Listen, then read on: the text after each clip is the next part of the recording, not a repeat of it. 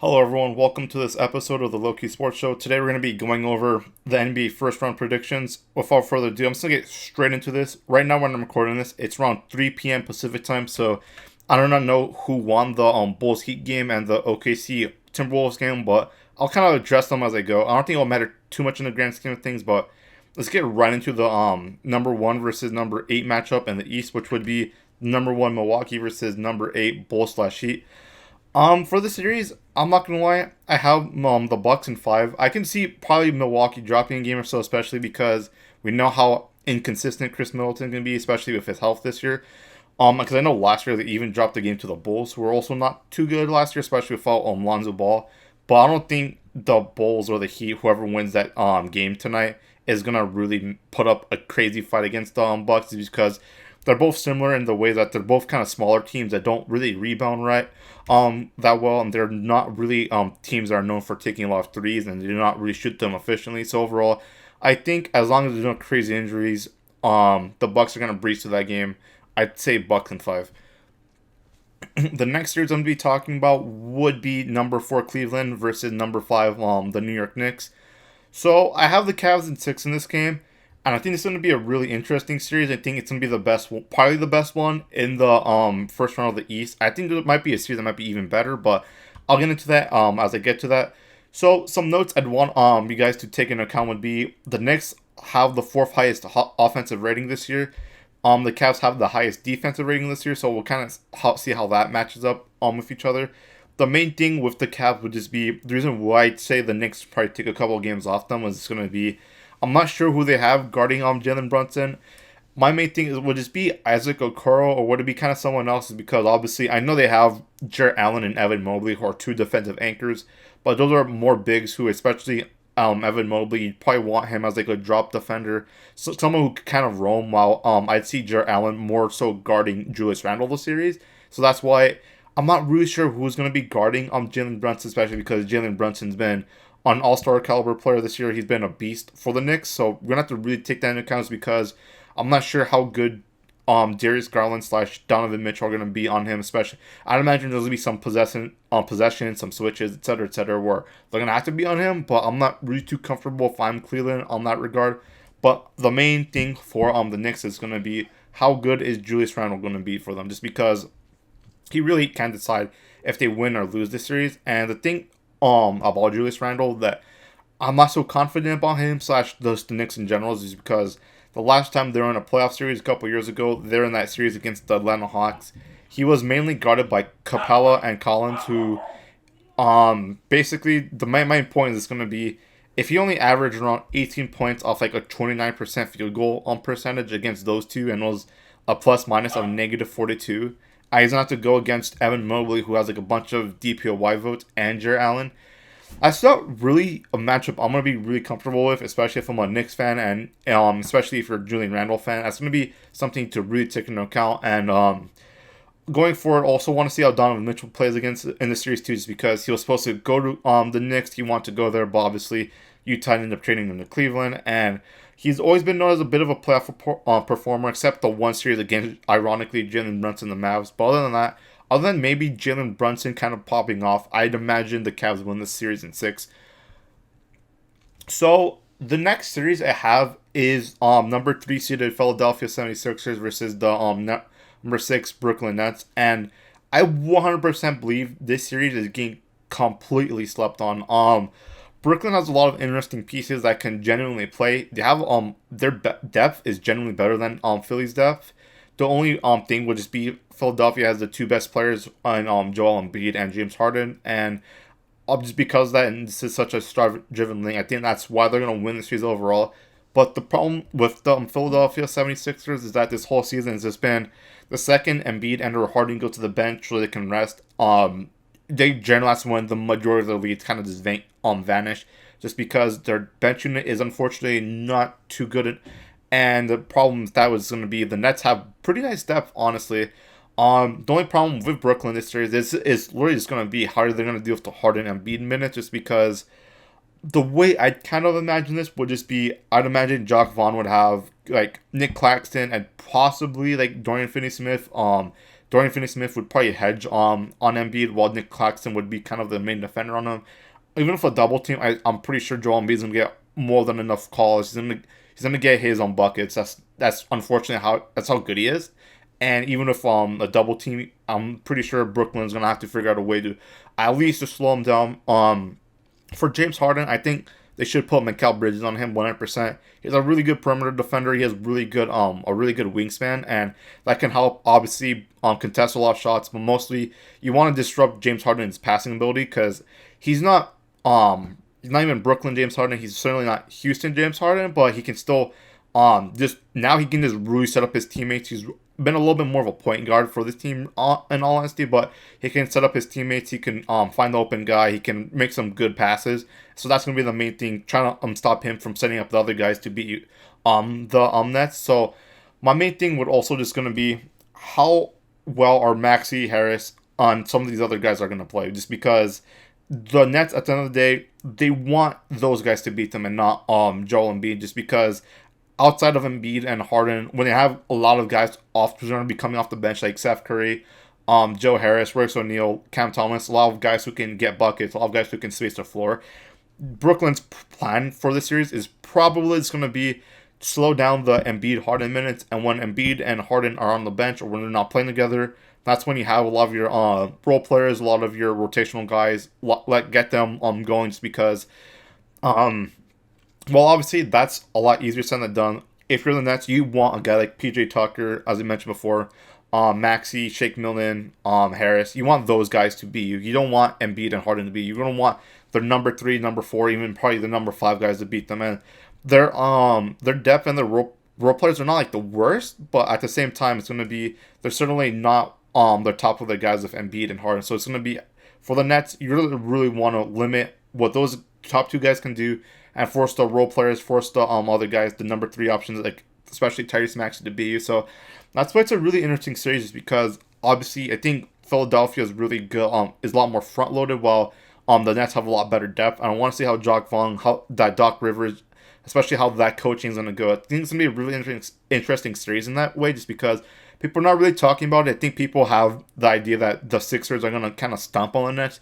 And I don't think so, because I think Philly will win probably, but in 7 games. And I don't think that's going to be easy by any stretch of the imagination. So the main thing is it's going to be, if you're Philadelphia, obviously you're confident with the Embiid Harden minutes. It's just going to be, do you think Tyrese Maxey, if Embiid is getting double teamed, if James Harden is not finding his rhythm, because I know last year he struggled in the playoffs. Obviously he's had a lot more time to settle in with the Sixers. If Tyrese Maxey is going to be able to be your guy, is he gonna get those kind of those clutch buckets? Is he gonna be able to facilitate the team, do what he has to do, and then especially if other guys like PJ Tucker, if he can just hit like 35%, like league average from those corner threes, I think that can be enough to help Philly win the series for sure. Just because obviously PJ Tucker is not the defender he used to be. He's not as much of an offensive threat as he used to be.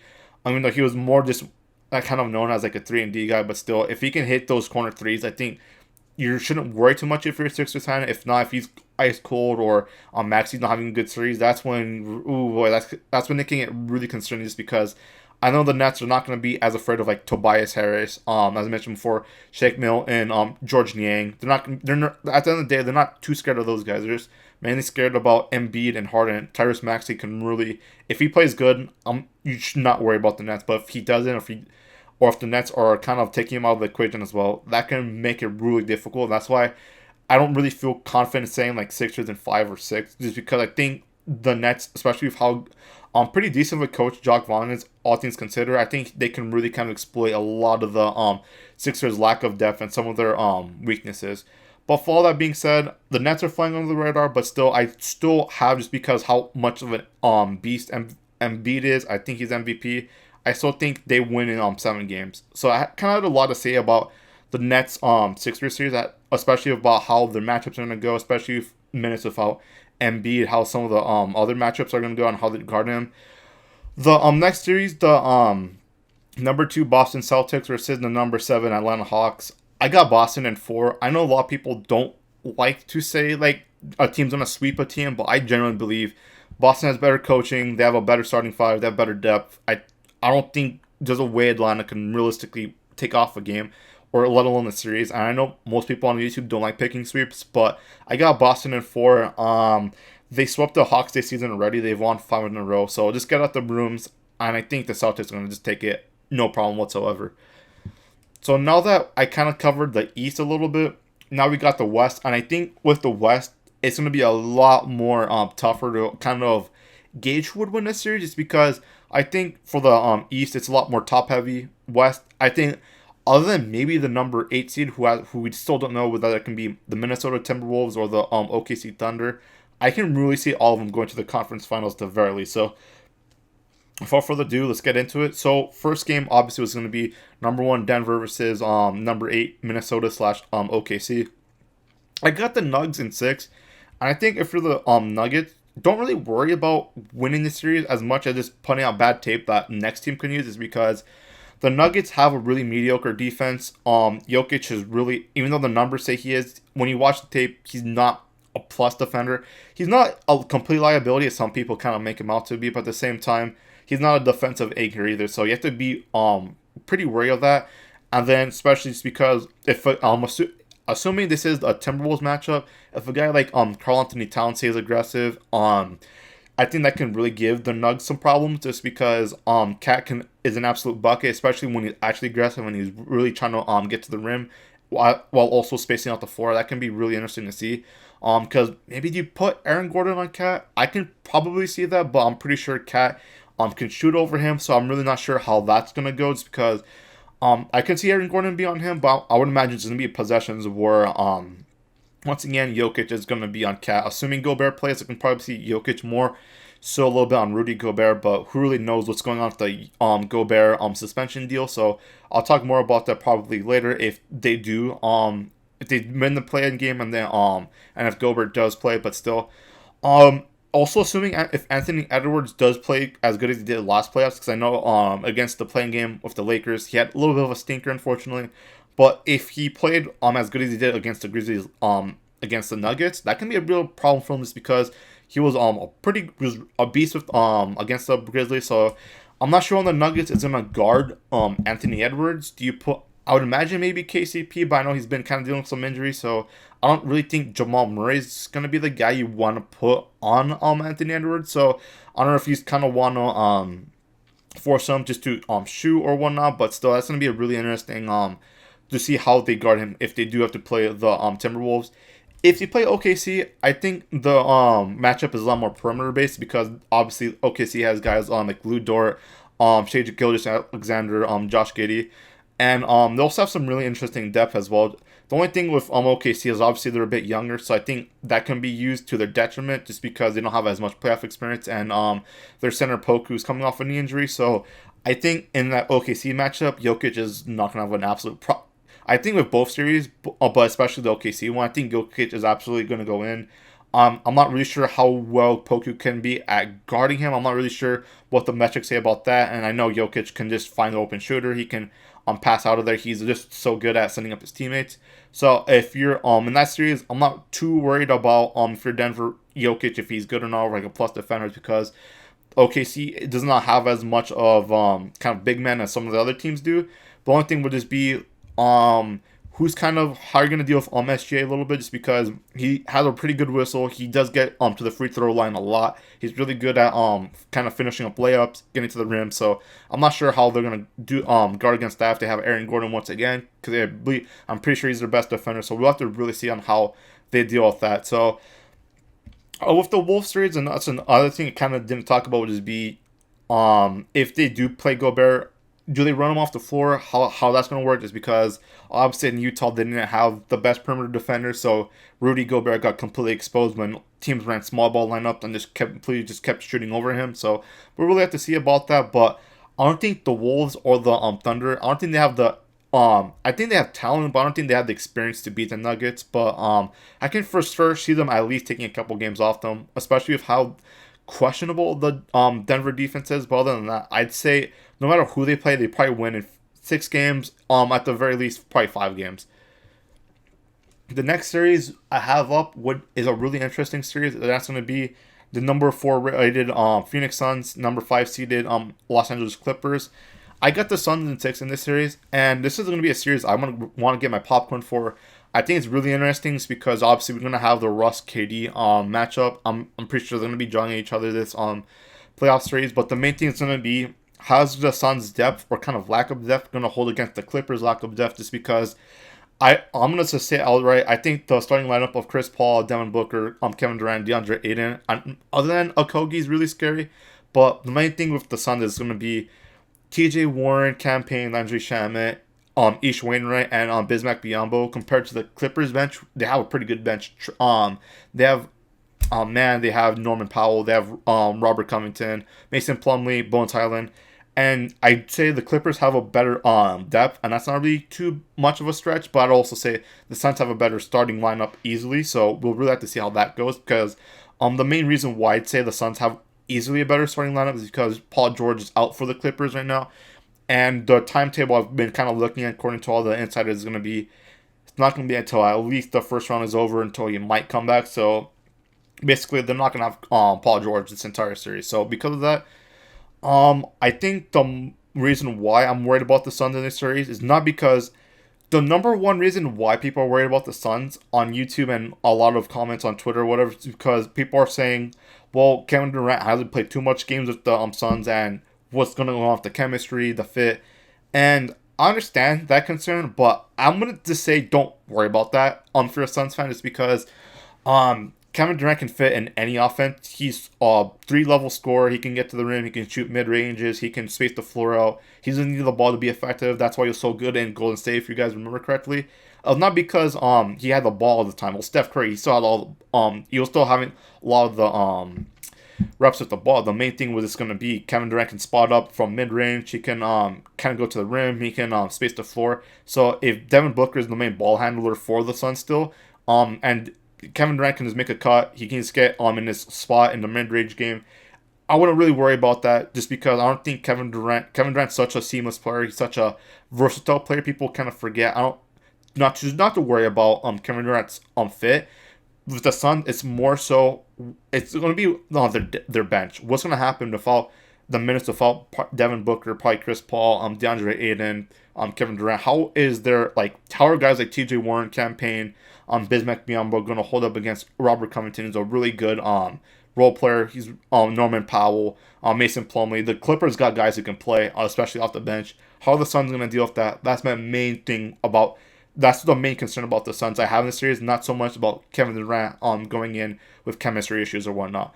But at the end of the day, I'm pretty sure because it's the playoffs, the starter's going to play heavy minutes. I'm not going to bet against Kevin Durant, especially because now that he's fully healthy, I don't think the lack of games is going to affect the Suns as much as people think it's going to be. Because of that, I'd say if the Clippers had Paul George and they're fully healthy, I'd take them in 6. But because not having Paul George, he's a good defender. Obviously, he can get 20 points per game easily. And because you're missing such a impact player, I'd say I'd take the Suns in 6 for that series. The next series I have up would be number 3 seeded the Sacramento Kings versus the number 6 seeded Golden State Warriors. And I'm sorry to all my buddies who are Kings fans, but I got the Warriors taking this one. I know this is really cliche, but the Warriors is always turning it up in the playoffs. The last time the Warriors lost a playoff series in the West was in 2014, which was 9 years ago, which kind of makes me feel old, but basically the last time the Warriors lost a playoff series, which was in the first round too, actually, was 9 years ago. So basically, if they made the playoffs fully healthy with Draymond Green, Steph Curry, and Klay Thompson, they're going to the finals. That's just a track record. That's what the stats say. And because of that, I have a really hard time picking the Kings in this series just because, obviously, this series is going to be a complete shootout. I'm pretty sure the defenses for both these teams are going to get obliterated. The Kings have the number 1 offense in the league, like way and above, and guess who had the number 2 offense? The Golden State Warriors. So it's going to be really interesting to see how it's going to come down, just because the few stops both these teams are going to get are going to matter so much more than in other series. And I understand the whole point is you score more points if you win, but in this series, it's really going to be who can just come when the games are down, like in the final stretch of the minutes, who can get more buckets, who can come up with kind of clutch steals, who can get the last kind of force the last turnovers for this series. And because of that, I'm just gonna pick the Golden State Warriors, and I know they're really bad on the road this year. But if they literally get one road win and they win all their home games, which I wouldn't be surprised if they do, that's more than enough to win the series. And but just because they have the Warriors winning the series, I'm not discounting the Sacramento Kings at all. I think the Kings are gonna make all the games really difficult. It's because the main thing with this series, if you're going to say how are you gonna deal with De'Aaron Fox and the especially the DeMontis Sabonis pick and roll, is because I would imagine you probably want to put Draymond Green because he's your best defender on him, but I'm not sure how that's going to hold up, especially in the 7 game series. Andrew Wiggins is going to be back, so I'm not sure if you want to throw in Andrew Wiggins for the minutes he's going to be playing on De'Aaron Fox. So also because who's going to defend DeMontis Sabonis? So I'm going to use kind of like the Kevon Looney minutes. I'm not too sure how they're going to deal with that either, but I know that's been a thing for years with the Golden State Warriors, how they're gonna score inside, how they're gonna just defend like kind of a lot more stuff in the paint. But they've always gone past that just because their perimeter players are so good. It doesn't really matter for them. But so that's something once again it's gonna be a concern for them. How they're gonna deal with the Sabonis and De'Aaron Fox. They can both just easily get to the rim. They have guys like Keegan Murray, Kevin Huerter, who if they're getting double teamed, they can kick it out. They can kick it out to both those guys, and they're gonna get buckets. That's not really a problem either. So it's gonna be really interesting to see how they're gonna kind of deal with that. The only thing is going to be, it's hard for me to pick the Kings once again because we know how good the Warriors are in the playoffs. They're just a completely different beast than in the regular season. And we've seen it time and time again. The Warriors can kind of middle through parts of the regular season, but once they get to the playoffs, they're just a completely different team. They turn it up. And that's why it's really hard for me to pick Sacramento, like objectively speaking, in a 7 game series, even though they're the number 3 seed. They're the biggest underdog of the 3 seed, I think, in NBA history, and that's why I'm gonna have to pick Golden State in 6 for this one. Last but certainly not least, we have the number 2 seeded Grizzlies versus the number 7 seeded Los Angeles Lakers. And I got the Lakers in 7. I'm gonna roll with the Lakers this series just because I understand why people would say the Grizzlies would win. But the main thing is going to be they're not going to have Steven Adams and Brandon Clark, who are both really good rebounders. And Steven Adams, like, 100% led the league in offensive rebounds for, like, a super long time, even after he went down with that knee injury. And Brandon Clark is a valuable piece off their bench. So the rebounding comes a big problem, especially because other than Jaren Jackson Jr., the Lakers have a lot more size. They have Jared Vanderbilt, Anthony Davis. They're going to have LeBron James, too, out there. So the main thing with the Grizzlies, it kind of applies to the Lakers too, but I'm going to go over the Grizzlies first. It's going to be, their shooting is really questionable. Other than like Desmond Bane, no one in their starting 5 is like a complete lights out guy. And also their half-court offense is actually not that good. I saw that was ranked, was going to be one of the lowest ones in the playoffs for sure. I think only the Heat would have a lower one if they do get in the playoffs at all. But still, when it comes to like a traditional ISO system or a half-court offense, not like a fast break or whatever, the Grizzlies do struggle because they're a very young team. They're a very fast team. They like to get a stop and then like to run down the court. But one thing you have to realize, especially in the NBA playoffs, it's a lot of the time it's going to be slower teams who win series. Especially we saw that a lot of times with the Spurs. They always had one of the lowest paces of the plays, or like the old kind of early 2000s Pistons teams. They always had like 29th, 30th rated pace of plays, which means they play super slow, and teams that play a lot slower generally end up winning a lot more playoff series because they dictate the flow of the game. Because in the playoffs, you're not going to be playing as loose as fast as you do in the regular season. It's going to be a lot more kind of methodical. So that's one thing the Grizzlies are going to kind of struggle with.